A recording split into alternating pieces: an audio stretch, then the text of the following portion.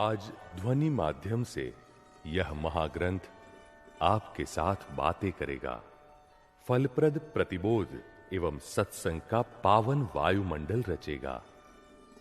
मनुष्य जीवन का अंतिम ध्येय तो मुक्ति को ही पाना है। यह सीडी सुनकर अपने जीवन में व्यवहार की उलझनों का वैज्ञानिक समाधान पाकर अपना अंतिम ध्येय सिद्ध करने के लिए सजीवन मूर्ति यानी प्रत्यक्ष ज्ञानी पुरुष की प्राप्ति की झंखना प्रबल हो जाए, ऐसी मंगल कामना के साथ अक्रम विज्ञानी परम पूज्य दादा भगवान को हृदय से प्रार्थना करते हुए यह सीडी आपको अभेद भाव से समर्पित करते हैं। तो आइए गौर से सुनिए और अपने खुद के स्वनिवास का शिलान्यास कीजिए।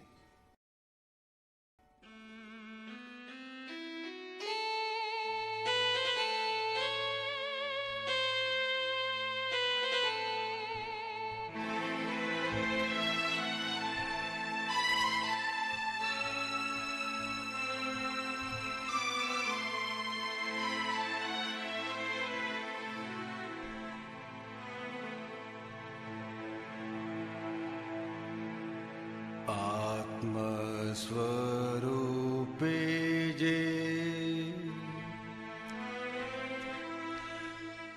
आत्मस्वरूपे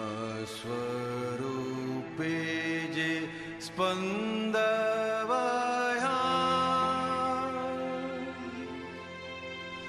आखा ब्रह्मांडे फैलाई जाए। क्षेत्र रूपे जे कार्य थया सीमित सीमाड़े फल जो देखाय। आत्मस्वरूपे जे स्पंदवया आखा ब्रह्मांडे फैलाई जाए। क्षेत्र रूपे जे कार्य थया सीमित सीमाड़े फल जो देखाय।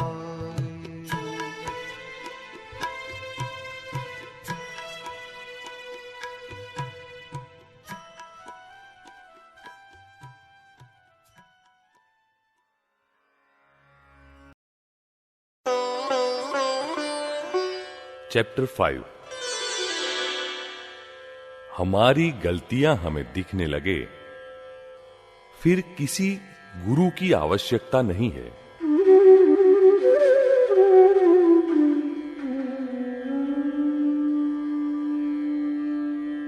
यदि आप अध्यात्म मार्ग को जानना चाहते हैं तो कोई गुरु चाहिए। गुरु बिना ज्ञान नहीं, यह बात तो 100% सच है। लेकिन प्रश्न यह है कि गुरु किसे माना जाए। हम हमारे मन से ही किसी को गुरु मान ले तो चल सकता है, या फिर कोई गुरु परदेश में ही स्थायी रूप से रहते हो और यहां हम उनकी फोटो रखकर उन्हें गुरु के रूप में मान्य नहीं कर सकते? नहीं, उससे कुछ भी फायदा नहीं होगा।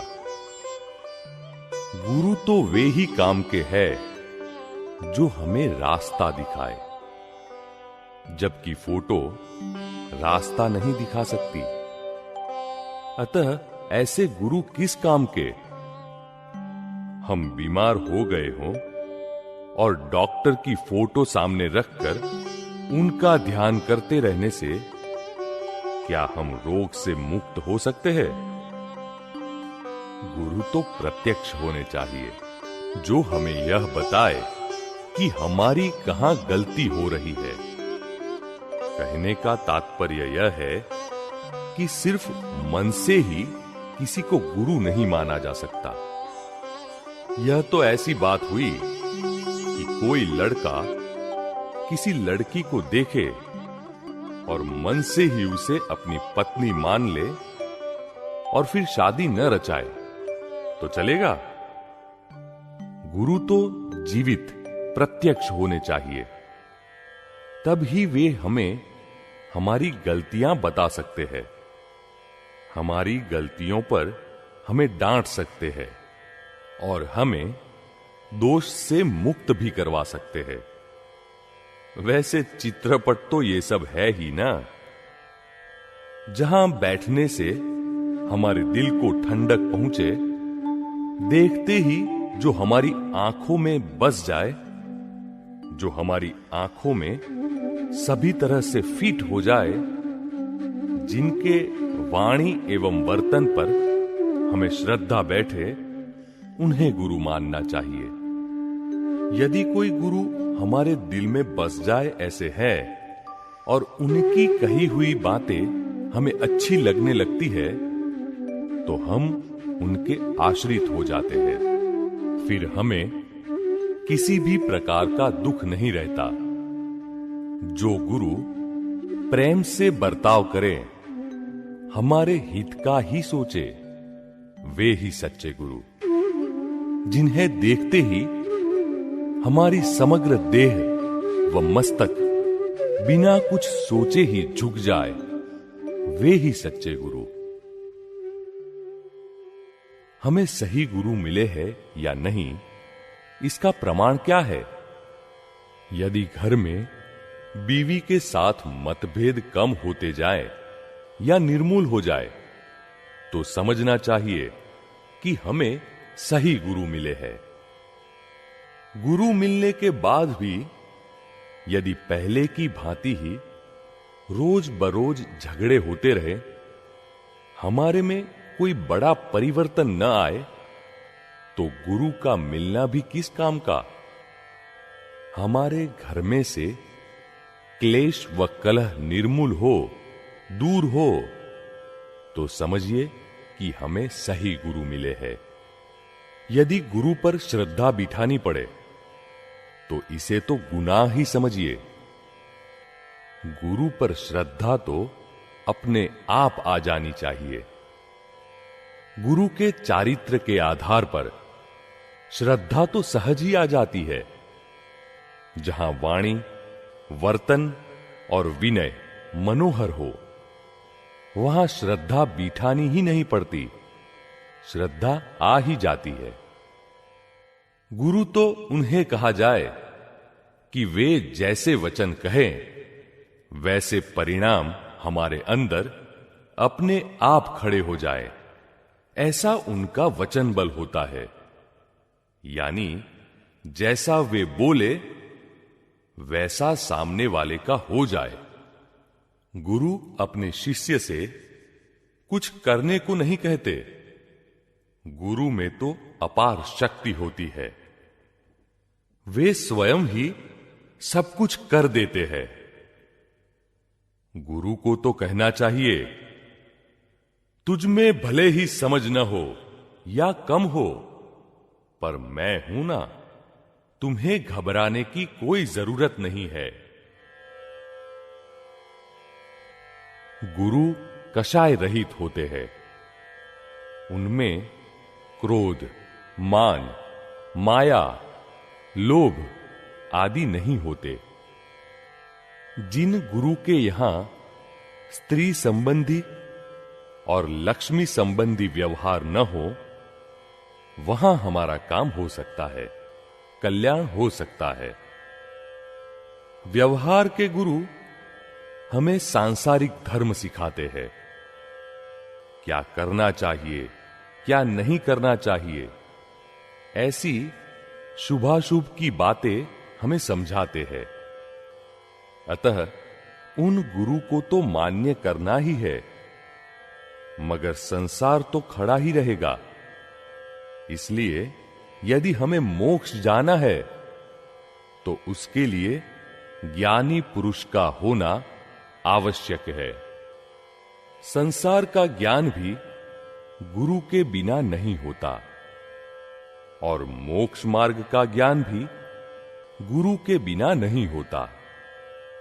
व्यवहार के गुरु व्यवहार के लिए है, और ज्ञानी पुरुष निश्चय के लिए है।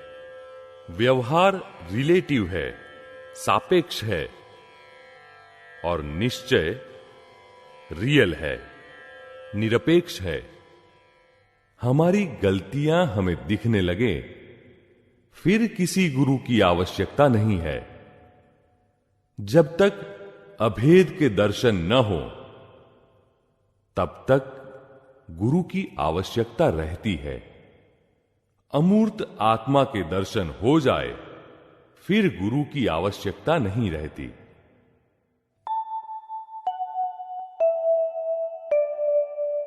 हाइलाइट्स। जिन गुरु के यहां स्त्री संबंधी और लक्ष्मी संबंधी व्यवहार न हो, वहां हमारा काम हो सकता है, कल्याण हो सकता है। गुरु तो जीवित प्रत्यक्ष होने चाहिए, तब ही वे हमें हमारी गलतियां बता सकते हैं, हमारी गलतियों पर हमें डांट सकते हैं, और हमें दोष से मुक्त भी करवा सकते हैं। वैसे चित्रपट तो ये सब है ही ना। जब तक अभेद के दर्शन न हो, तब तक गुरु की आवश्यकता रहती है। अमूर्त आत्मा के दर्शन हो जाए, फिर गुरु की आवश्यकता नहीं रहती।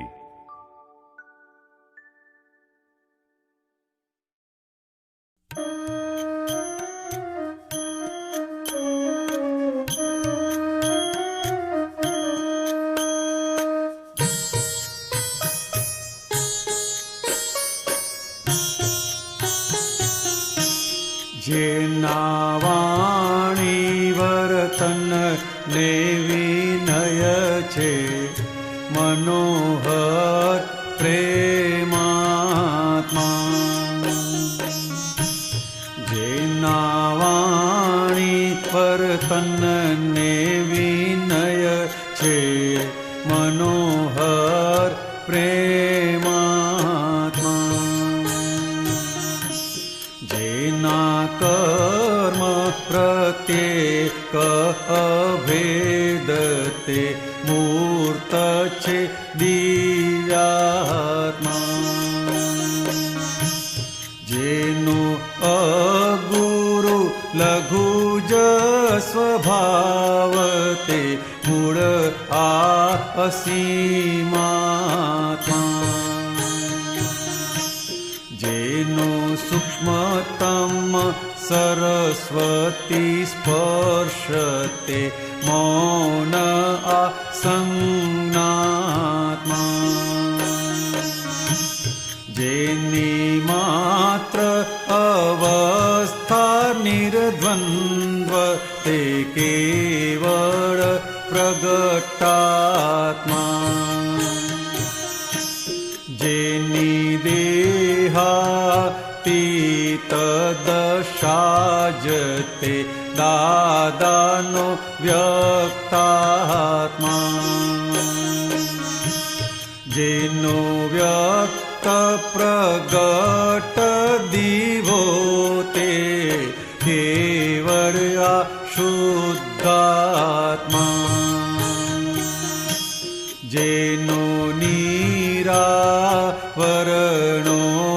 व्यक्त सगोपित सिद्धात्मा। जेना सूचर नो माज मोक्षते, मूर्त अमूर्तात्मा। जेना तप कोई देखे नहीं, ते अदीठ गुण आत्मा।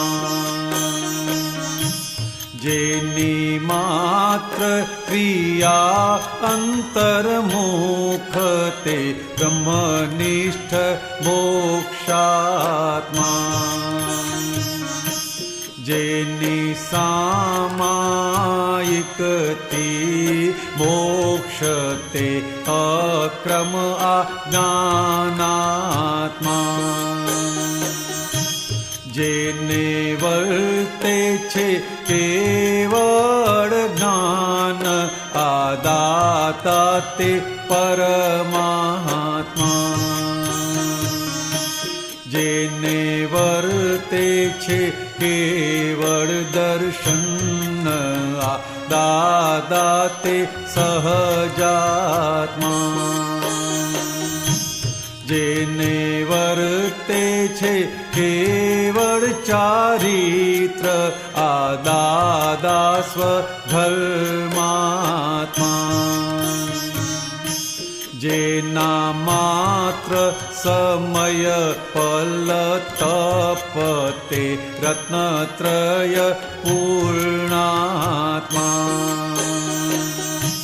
પરમ જ્યોતિ સ્વરૂપ ભગવાન તે સિદ્ધ દાદા પરમાત્મા જેની વ્યાખ્યા નથી શબ્દ માહી તે ભગવાન રહસ્યાત્મા જેની વ્યાખ્યા નથી શબ્દ માહી તે ભગવાન રહસ્યાત્મા તે ભગવાન રહસ્યાત્મા તે ભગવાન રહસ્યાત્મા